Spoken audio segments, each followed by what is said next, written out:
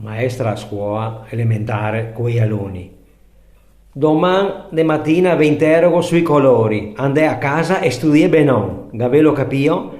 Però insieme al colore che mi disarè, dove mettere anche un aggettivo, tipo bianco, bianco pastello, bianco candido, bianco perlato. Gavello capio? Zontare un aggettivo in fianco. Ecco, andai a casa e studiai.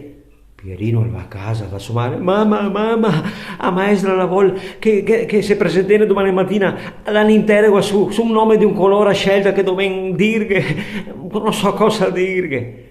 Ah, Madonna, blu cobalto, te che dice blu cobalto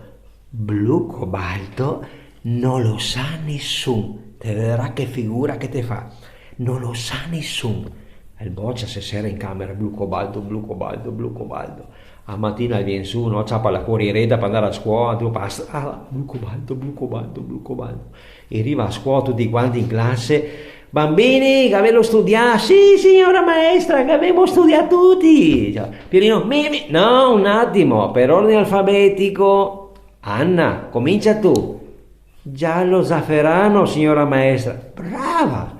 Carlo, rosso rubino, bravo. Tu Luca, verde smeraldo, bravo. Mohamed, io blu cobalto. E Pierino, porco. Ti Pierino che ti aveva tanta premura. Nero de merda.